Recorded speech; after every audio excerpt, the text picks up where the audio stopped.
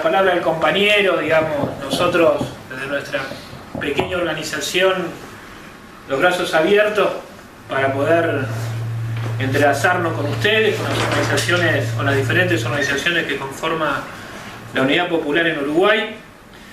Y nosotros entendemos, por ahí como decía el compañero cuando leía el volantito nuestro, que en realidad todas esas preguntas son una pregunta para América Latina en su conjunto, digamos.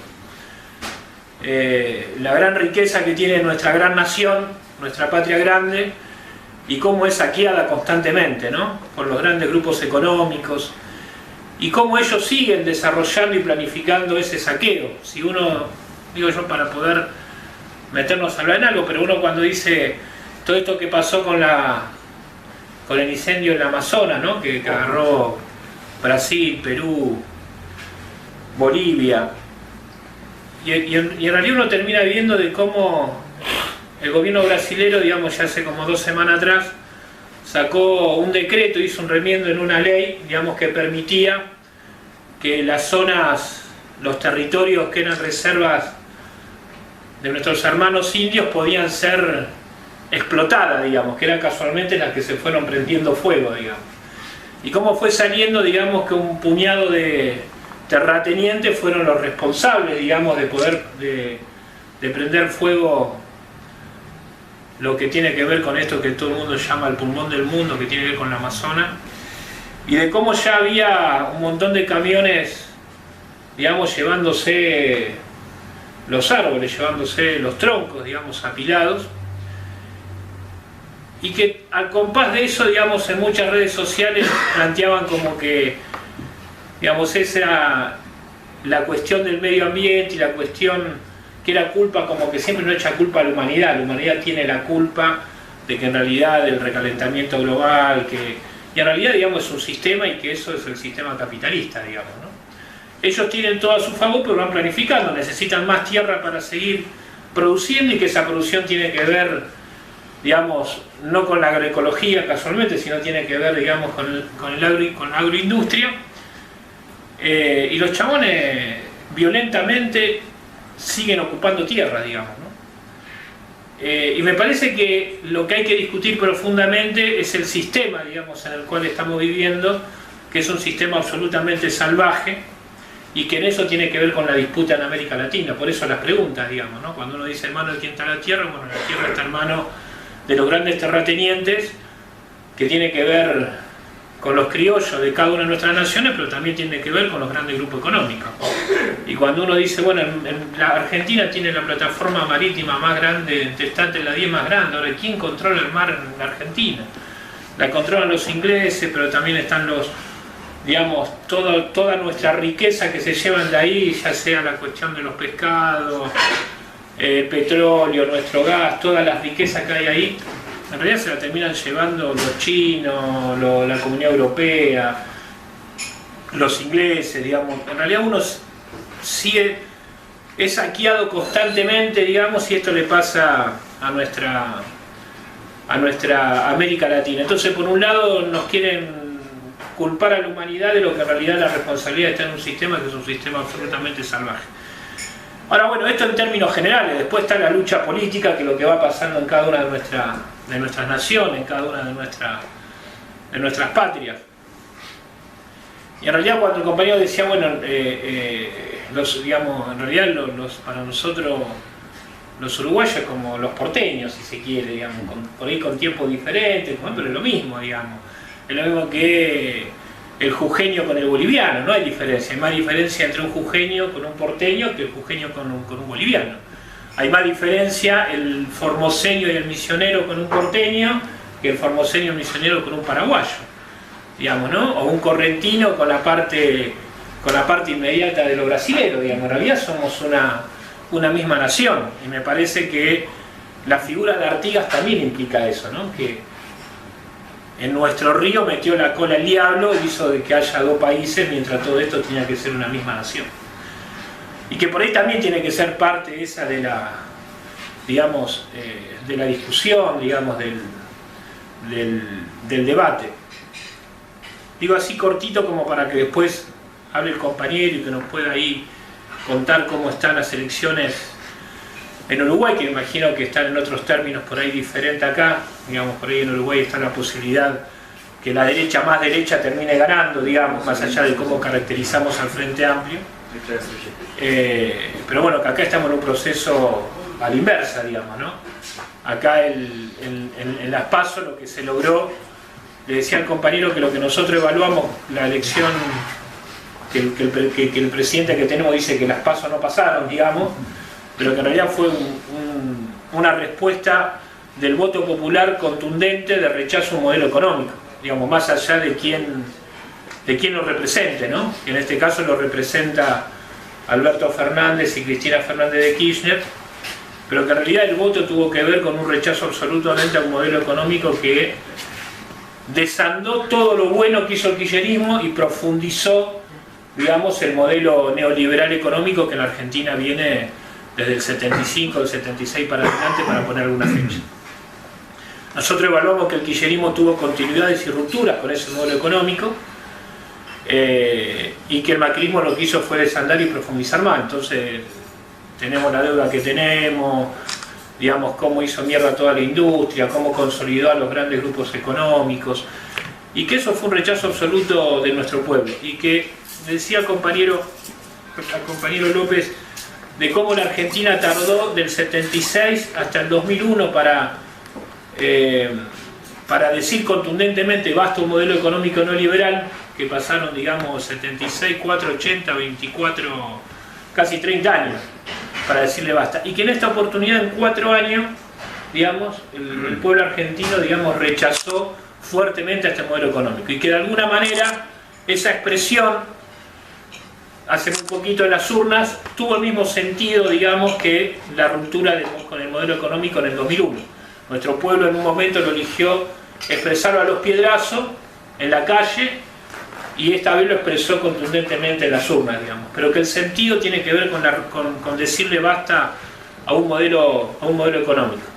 Nosotros creemos que las elecciones en octubre esa ventaja se va a acrecentarse aún más. Creemos de que hay un frente de todos, que va a haber una disputa grande dentro del frente de todos, digamos, porque ahí se expresan también diferentes proyectos, digamos, diferentes proyectos económicos, diferentes proyectos políticos.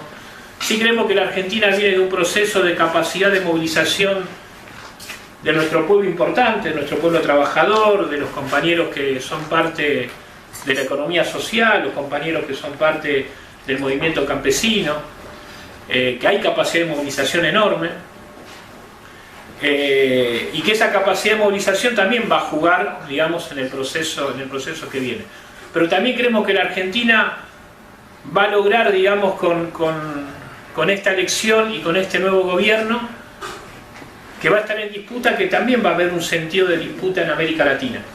Digamos, si uno está viendo cómo Bolsonaro empieza a tener un efecto hacia atrás, y cómo la posibilidad de que en Brasil siga existiendo Lula, digamos, que sigue estando Correa, digamos, a pesar de la traición de Lenin, y que seguimos teniendo en Venezuela un país, digamos, que sigue dándole batalla al imperialismo, digamos, tete a tete, porque ahí no hay intermediario, digamos, es el enemigo tete a tete, y después vemos cómo se va consolidando, digamos, nuestros hermanos bolivianos, con Evo a la cabeza, digamos, y cómo a su vez en esos dos países que tienen la posibilidad de ir haciendo transformaciones reales, digamos, también van teniendo dentro de su proyecto nacional a las Fuerzas Armadas como parte propia de esa disputa, y nos parece que el tema de la discusión de las Fuerzas Armadas es una discusión que tiene que tener el campo popular fuertemente. Preguntarse si es posible poder derrotar, digamos, al enemigo con una Fuerza Armada en contra, porque los dos procesos que quedaron parados tuvo que ver con Venezuela y con Bolivia, que casualmente, digamos, las Fuerzas Armadas son parte de ese proyecto nacional. Digamos, y lo decimos nosotros que tenemos, digamos, una carga emocional y una historia muy contraria, digamos, por un lado con las Fuerzas Armadas recientes, porque fue una de las dictaduras más atroces, pero también en nuestra historia tenemos a las Fuerzas Armadas de este lado, como lo que implicó el Libertador San Martín y lo que implicó para nosotros el mismo Perón, digamos, en ese sentido de aporte de militares a los proyectos nacionales. Entonces, nos parece que tenemos que entrar en un debate profundo políticamente, de que parte de lo que decía Fidel Castro, que era parte de la batalla cultural, de la batalla ideológica. Creemos que eso es lo que hay que poder fomentar mucho, que la militancia tiene que tener constantemente ámbito de discusión y que esa discusión tiene que ser de cara a la sociedad y que esa discusión tiene que ver con poder discutir la profundidad de los problemas que nosotros tenemos y que no hay forma de poder avanzar en un proyecto de nación si no se construye, digamos, una estructura de militantes con conciencia revolucionaria, con ética revolucionaria, digamos, para poder avanzar en un proceso de liberación. Y nos parece que ese planteo de la liberación nacional, que ese planteo de la liberación nacional y el socialismo es lo que de alguna manera en esa estrategia nos hermana con los compañeros de la 26 de marzo, con los compañeros de la Unidad Popular. Y que ojalá podamos en el andar, digamos, encontrar no solamente la solidaridad, sino también encontrar una forma de construcción y de poder plantearnos políticas para América Latina, porque es necesario también integrar, digamos, estrategia en América Latina, porque la pelea debe ser una sola. Para nosotros las Malvinas son argentinas, pero también son de América Latina. Argentina nunca va a poder defender sola las Malvinas. Argentina nunca va a poder defender sola la Antártida, porque la cuestión geopolítica, digamos, acá tiene que ver con la Antártida, por eso están los ingleses en la Malvina, digamos. Y la Amazonas es de Brasil, pero es de América Latina, no se va a poder defender la Amazonas por sí sola. Entonces nos parece que en ese sentido, digamos, el planteo de la liberación nacional del socialismo y de la unidad de la patria grande, digamos, en estos hombres como Simón Bolívar, como San Martín, como Artigas, como Juana Zurduy, debe ser nuestro horizonte y hacia ahí tenemos que caminar hermanadamente. Así que bueno, para nosotros es un orgullo poder compartir, digamos, este espacio tomando un vino, comiendo una pizza, pero también dando el debate de la discusión política y esperemos transitar un camino conjunto en la discusión y también en el hacer político.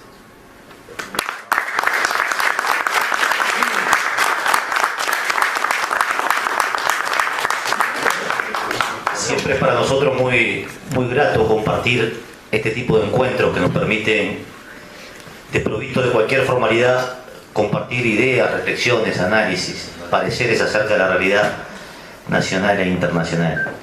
Yo me quiero sumar al agradecimiento, al sincero agradecimiento a los compañeros de la corriente política del 17 de agosto por la hospitalidad, la generosidad, por abrir su local, a la expresión de esta modesta fuerza del campo popular de Uruguay. Yo creo que cuando estrechamos vínculos de lucha con compañeros como ellos, estamos dando un paso de significación en la unidad latinoamericana, en la unidad del hacer y el pensar. Y en los intercambios que tuvimos previo a comenzar esta actividad y en lo que acabamos de escuchar, encontramos un nivel importante de sintonía, de identidad, de rumbo común en el análisis y en la práctica. Esto augura una relación que apenas empieza. Y ojalá, y si me permiten la sugerencia, los compañeros uruguayos en Buenos Aires seamos capaces de apoyar activamente el trabajo que hacen estos compañeros y al mismo tiempo trasladar también en términos oficiales y públicos nuestra invitación a los compañeros a visitar Montevideo, a intercambiar con nosotros, a conocer nuestra experiencia política, a ser parte también de una visión común de lo que pasa de ambos lados del río, porque efectivamente nosotros somos lo mismo. Y somos lo mismo y somos artificialmente separados por obra, entre otros, del Imperio Británico. Somos tan lo mismo que las clases dominantes entendieron el peligro que significaba que fuéramos lo mismo y trabajaron consecuentemente para separarnos, para dividirnos, para hacernos diferentes. Y le corresponde al campo popular trabajar en la unificación de esa perspectiva histórica, ¿no? De argentinos y uruguayos y de patria grande y de Latinoamérica, pero particularmente de argentinos y uruguayos por razones obvias. Quiero también, no podría dejar de expresar el reconocimiento a los compañeros de la agrupación de la Unidad Popular de Buenos Aires, que durante tantísimos años y en condiciones a veces muy adversas han mantenido firme la militancia, han mantenido firme las banderas, han sido capaces de generar esos lazos de solidaridad y de encuentro con la enorme comunidad de uruguayos que viven de este lado del río, ¿no? Esto no es un reconocimiento formal, que sería absurdo entre nosotros.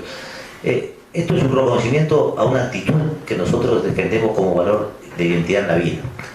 Nosotros vivimos en un mundo donde se nos propone el refugio individual, el hacer la tuya, el sálvese quien pueda. Y cuando los compañeros de acá apuestan a lo colectivo, a la solidaridad, nosotros decimos que ese es un valor que tenemos que integrar a la perspectiva de la lucha política y a la perspectiva de la revolución. Es decir, para ser más claro, nosotros en la militancia no simplemente nos defendemos de las injusticias del sistema, también en la militancia prefiguramos los valores de la sociedad que queremos construir. Y cuando trabajamos como trabajan ustedes, estamos prefigurando valores de una sociedad diferente. Y eso para nosotros tiene un valor importante. Entrando en tema, lo decía recién el Gaucho, conviene preguntarse, aunque sea brevemente y antes de zambullirnos en la campaña electoral en Uruguay, ¿en qué mundo nos tocó a nosotros militar, vivir y luchar?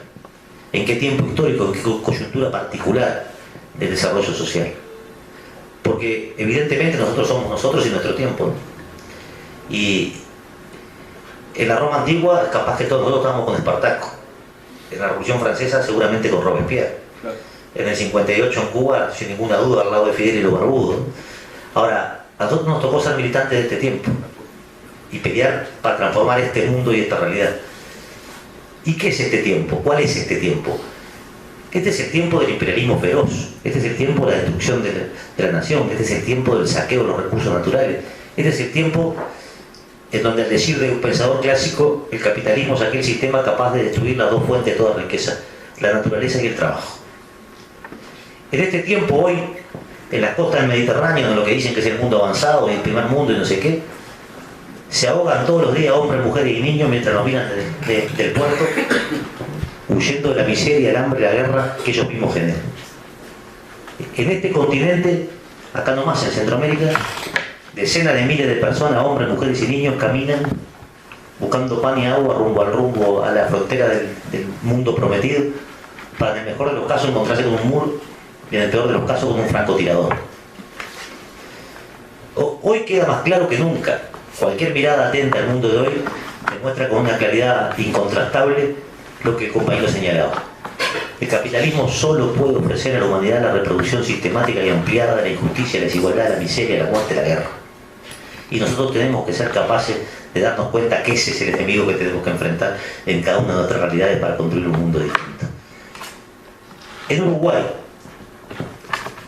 nosotros venimos de un proceso que tiene particularidades distintas. Hace 15 años llegaba por primera vez al gobierno el Frente Amplio, la fuerza que en sus orígenes supo ser la síntesis de lo más avanzado del campo popular, de la intelectualidad, de la cultura, del movimiento obrero, de las ideas avanzadas de la izquierda. Aquella fuerza política nacida de la lucha tenía un programa básicamente sustentado sobre valores antiimperialistas, antioligárquicos, nacionales, populares. Programa que proponía nacionalizar la banca y el comercio exterior, no pagar la deuda externa, el control de los principales recursos del país, la pesca. Proponía nacionalizar industrias claves como la industria frigorífica. 15 años después, el Frente Amplio fue, además, ustedes lo saben, fueron protagonistas de primer orden, algunos de ustedes de esa experiencia, fue un pilar central en la resistencia a la dictadura militar y fascista. Mucho más que palabras dejó el pueblo uruguayo para que esa fuerza fuera gobierno. 15 años después, Uruguay tiene la mitad de la tierra, el 52% de la tierra, en manos extranjeras. Nunca hubo tanta tierra en manos extranjeras de Hernandaria a la fecha. 15 años después, Uruguay tiene lo que queda en pie de la industria nacional, extranjerizada, desnacionalizada y primarizada. Vamos a aplicar esto. La totalidad de la industria frigorífica, esta es una industria madre de Uruguay, ¿no? Uruguay se explica en términos económicos y históricos por tres cosas: la tierra, la vaca y el puerto, ¿no? Cuando la tierra a manos extranjeras, las vacas, el 70% de la industria en manos de un monopolio extranjero, Marfil, un monopolio básicamente de capitales brasileños y otros, pero una transnacional, que controla el rodeo, la faena y el precio del mercado. El arroz en manos de capitales extranjeros. La producción de maltas y cebadas en su totalidad, toda la cerveza que se consume en Uruguay, la producen los extranjeros. La industria del cuero y las derivadas de la industria frigorífica, en un nivel de primarización sin precedentes. Se perdieron 16.000 puestos de trabajo en esa industria, que además fue una industria de calidad y de excepción en Uruguay. Uruguay producía, entre otras cosas, los tapizados, los Mercedes-Benz, que pasaban por 5 círculos de calidad antes que los alemanes dijeran este sirve. Bueno, eso lo hacían las manos de los uruguayos. Hoy el 65% del cuero que sale en Uruguay sale en crudo, es decir, sin valor agregado. Sí. Llegamos al absurdo de exportar ganado en pie. Las vacas se van caminando arriba de un barco sin una hora de valor agregado sobre el animal, es decir, sin una hora de trabajo humano sobre el animal, exportando otra cosa genética. ¿Qué ha generado eso en los últimos tiempos? La pérdida en los últimos 4 años de 60.000 puestos de trabajo en la industria manufacturera. Es decir, se pierde trabajo de calidad, trabajo calificado, y el trabajo que existe, trabajo precarizado, flexibilizado, tercerizado, que crece en el trabajo en Uruguay. Los deliveries, 8.500 jóvenes, todas las noches repartiendo una mochila térmica arriba de la espalda, me parece que en Argentina no debe ser muy distinto. Crecen los trabajos de servicios. Cualquier lunes de mañana una empresa terceriza mano de obra, ustedes pueden ver a cientos de jóvenes buscando un trabajo que están odiando antes de conseguir. Pues van a ser auxiliares de una empresa de seguridad, limpiadores de la casa de la burguesía de Carrasco, cajeros en un supermercado donde van a ver pasar por sus manos 1 millón de pesos por día y a fin de mes lo que perciben por salario no les va a permitir siquiera alimentar mínimamente a su familia. Esa es la situación que hoy tenemos planteada. En términos económicos,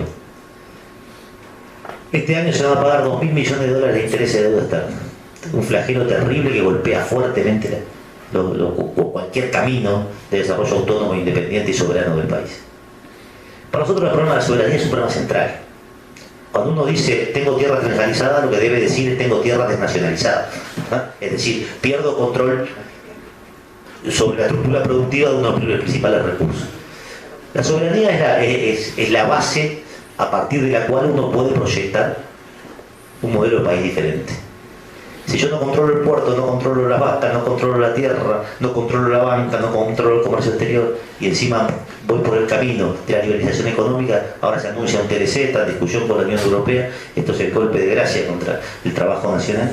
Uruguay ya firmó en ocasión del gobierno de Mujica un tratado de libre inversión con México, con aquel México. El resultado objetivo en términos económicos fue que Uruguay multiplicó por 2 lo que le vendemos a México y México multiplicó por 10 lo que nos vende a nosotros. Dicho así, alguien podrá decir, bueno, pero multiplicaron por 2 lo que vendemos nosotros. Sí, ¿saben qué vendemos nosotros? Arroz y leche. ¿Saben qué nos venden ellos? Tractores, auto y tecnología. Es decir, nosotros vendemos producto primario, ellos nos venden producto de alta calificación. Una vez más, en términos de primarización del trabajo. ¿Qué quiero decir con esto? Para avanzar en otros temas. Quiero decir con esto que la privatización económica supone insertarse al mundo de un lugar de asumir la dependencia. El ejemplo más claro de la dependencia es la instalación de la tercera planta de procesadora de celulosa en Uruguay. La más grande del mundo, sobre un río que tiene la mitad del caudal del río Uruguay, instalada en la mitad del país, bajo pretexto de estas empresas generan empleo. Lo cierto es que cuando se construye la infraestructura de un monstruo productivo de esa naturaleza se generan miles de puestos de trabajo. Ahora, eso dura lo que dura la vida de la mariposa, porque una vez terminado el emprendimiento, las plantas trabajan en un altísimo proceso de automatización que, en el mejor de los casos, emplean algunas decenas de personas. Esto no es una expresión caprichosa, ya hay evidencias que en la realidad que permiten demostrarlo. En Fray Beto se instaló, ustedes lo saben, la primera planta de celulosa, al comienzo fue Potnia, luego hoy UPM. Cuando se instaló esa planta de celulosa, que por entonces era ministro de Industria del gobierno del Frente Amplio, un señor de apellido Lepra, hoy fallecido, era además el gerente general de Atexaco en Uruguay y el presidente de la Cámara de Comercio Uruguay-Estados Unidos. Doy estas señas porque importa saber quién fue el primer ministro de Industria del gobierno del Frente Amplio. Era el presidente de la Cámara de Comercio Uruguay-Estados Unidos. Cualquiera sabe aquí que para ser presidente de la Cámara de Comercio Uruguay-Estados Unidos no alcanza con ser un burgués exitoso. Hay que además tener compromisos políticos con el gobierno de los Estados Unidos.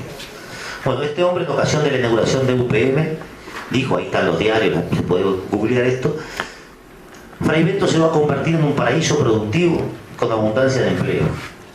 Bueno, hoy Fray Beto es la segunda región del país con mayor desempleo, de acuerdo a datos oficiales. El último dato de anteayer ubicaba el desempleo en Fray Beto en el 11% y el promedio nacional el 9,8%, 10%. Datos del gobierno. Entonces, ¿nosotros qué decimos? Que es necesario levantar un programa alternativo, que es necesario levantar un programa que vuelva a pensar en Uruguay de otro lado. Cuando decimos estas cosas nos dicen, ustedes piensan en el pasado, y decimos, no, nosotros pensamos en el futuro. O sea, del pasado primatizar la economía, del pasado es entregar la tierra a los gringos, del pasado es pagar la deuda externa por adelantado a condición de bajarle, de ajustar el salario de los trabajadores a la baja. Del pasado tener un sistema de salud que polariza cada vez más la salud de los pobres en relación a la salud de los ricos. En Uruguay vivir más o vivir menos depende del tamaño de tu billetera. Así de simple.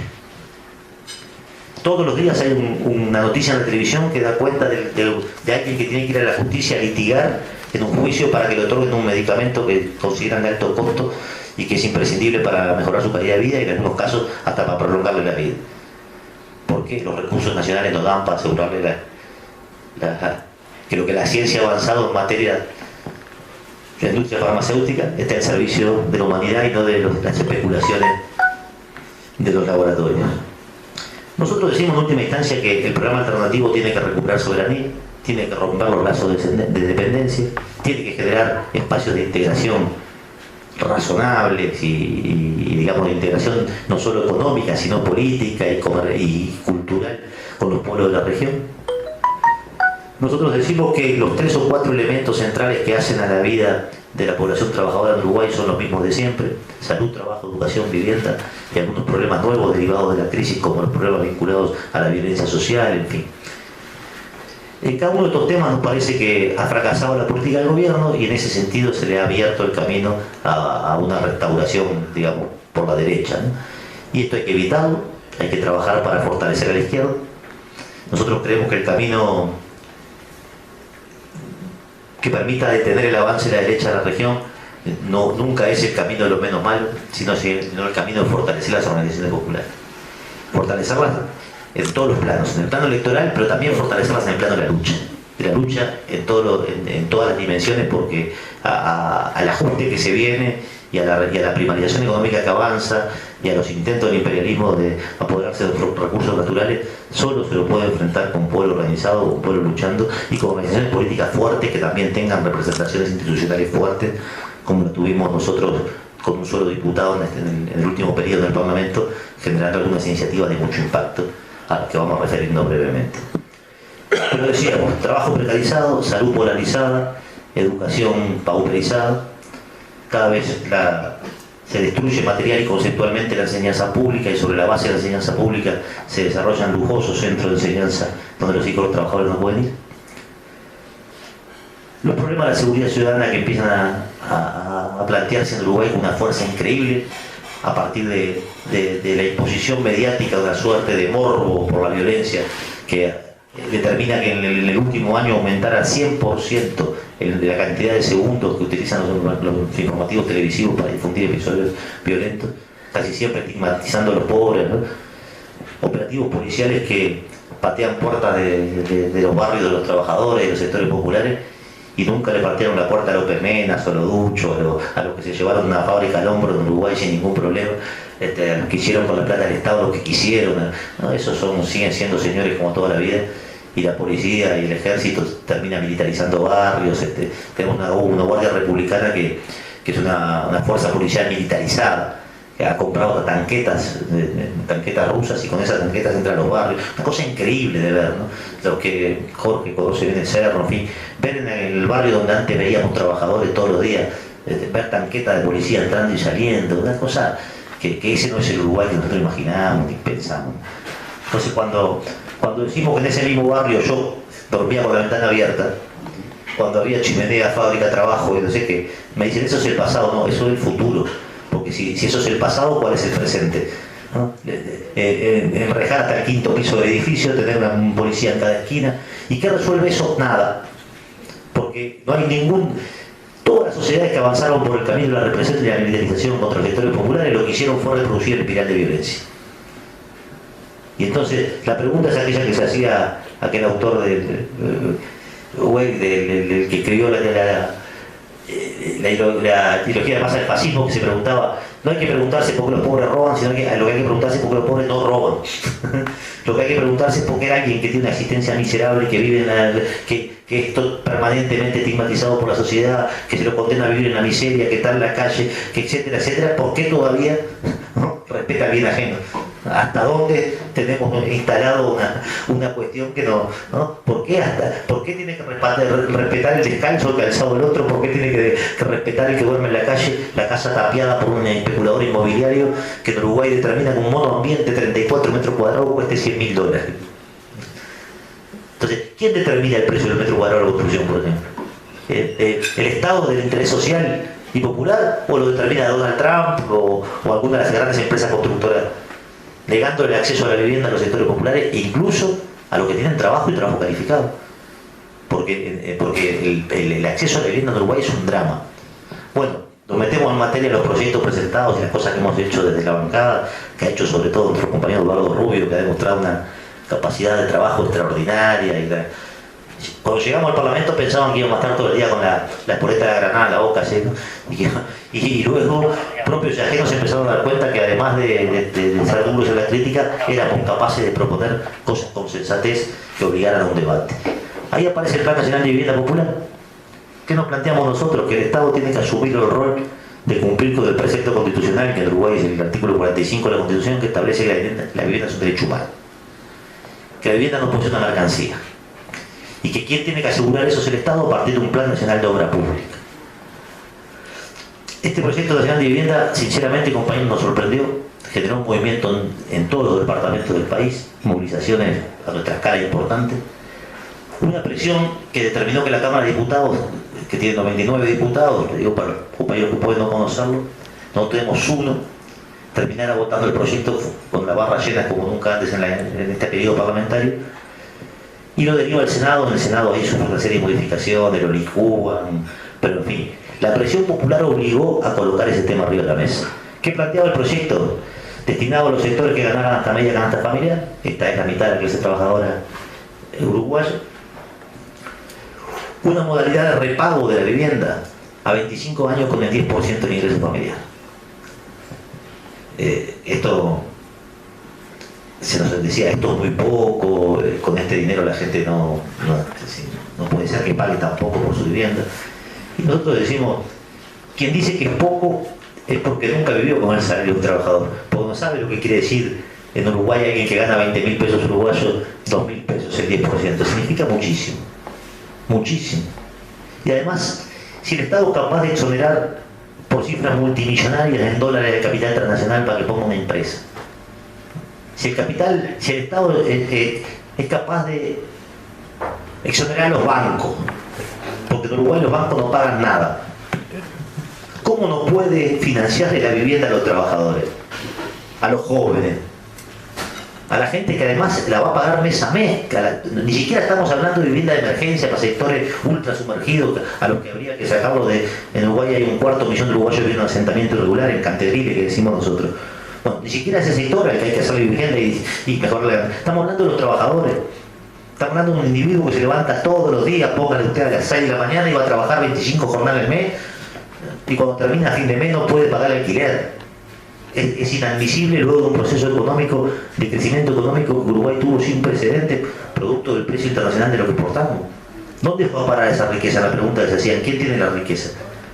Bueno, fue a parar a la rosca de siempre, a las mismas 500 familias de siempre, que hoy son más ricas que nunca, y los pobres son en el mejor de los casos apenas menos pobres, producto de una serie de planes, muchas veces asistenciales, etcétera, que no resuelven de fondo el problema del trabajo, el problema de la dignidad, en fin. Pero bueno, proyecto del Plan Nacional de Vivienda. El proyecto de la industria del cuero, recientemente presentado en discusión parlamentaria, parecería, no nos queremos entusiasmar, pero que hay algún avance ahí, sobre todo del oficialismo, el Frente Amplio, que ha asumido que era un proyecto que podría avanzar un poco más de los que avanzan en general en otros proyectos que van de la Cámara al cajón y ahí mueren, ¿no? Este proyecto propone gravar las exportaciones de cuero en crudo, defender una parte de la producción de cuero para la industria nacional asociada, es decir, la marroquinería, la tapicería, incluso hasta la vestimenta, generando trabajo a partir de eso y protegiendo una parte de la industria nacional. El sindicato de los trabajadores del cuero, sindicato histórico en Uruguay, comparece en el Parlamento y el Parlamento le pregunta qué piensa de este proyecto. hay una versión taquigráfica de eso, se lo puedo hacer llegar porque es interesante. No hay un solo dirigente del Sindicato del Cuero que sea de la Unidad Popular, ninguno. El sindicato lo dirige el Partido Comunista y hay gente de otros sectores. Quien interviene, el secretario general del sindicato, dice en la sesión del Parlamento, la Comisión de Industria, que lo cita el sindicato para preguntarle la opinión sobre el proyecto: precisamos este proyecto como el agua. Dice, este es el proyecto que nos permite a nosotros detener la pérdida de fuente de trabajo, seguir procesando materia prima.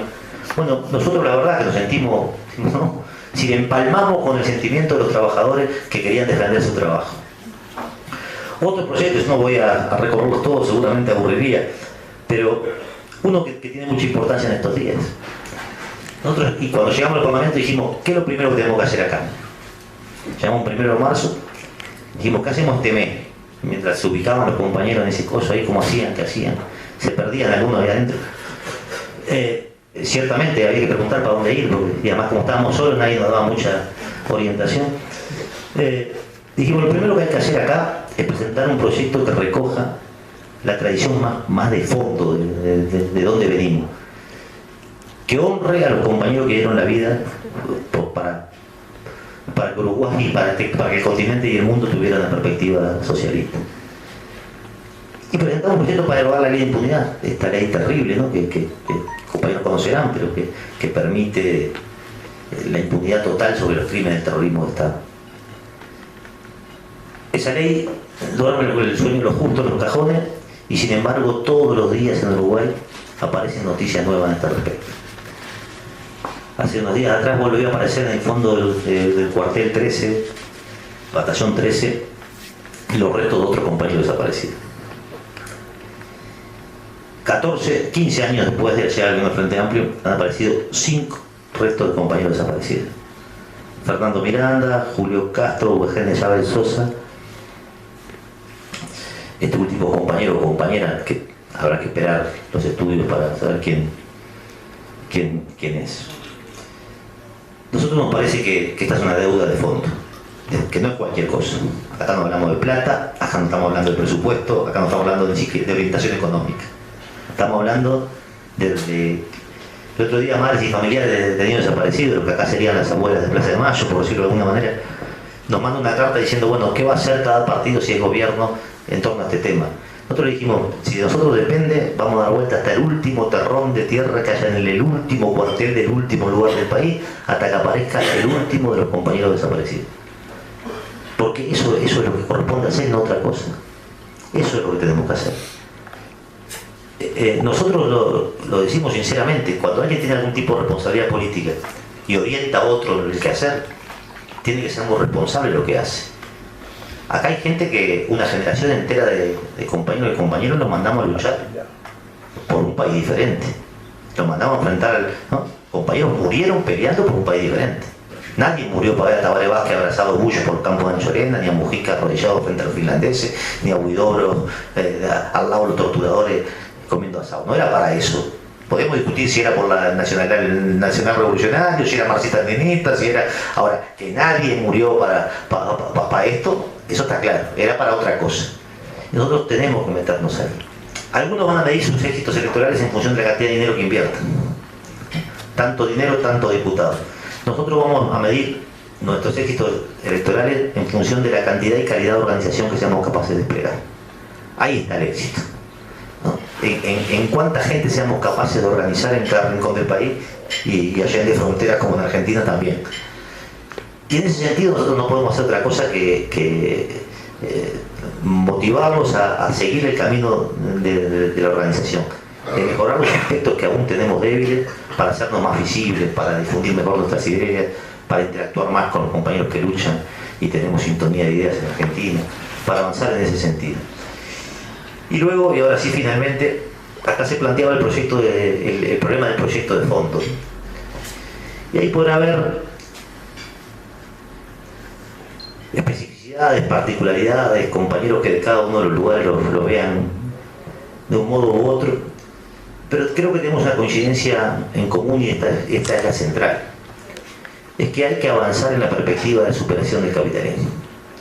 Y que la perspectiva de superación del capitalismo en esta etapa pasa por enfrentar duramente esta realidad que se nos impone y enfrentarla desde el marco popular, del plano de la integración latinoamericana, supone levantar la bandera que levantamos siempre, la del antiimperialismo, la de un proyecto antioligárquico, la de un proyecto de los trabajadores y el campo popular, que coloque a los trabajadores en el centro de la escena como portadores de un proyecto histórico y social propio de la clase obrera, ¿no? Entonces, compañeros, yo no me queda más que volverles a agradecer la generosidad, la hospitalidad, el reconocimiento de los compañeros de siempre, de la Unidad Popular de aquí, y abiertos al intercambio, el diálogo, que siempre es bastante más motivador. Así que muchas gracias, felicitaciones y vamos a ese octubre con muchísima fuerza.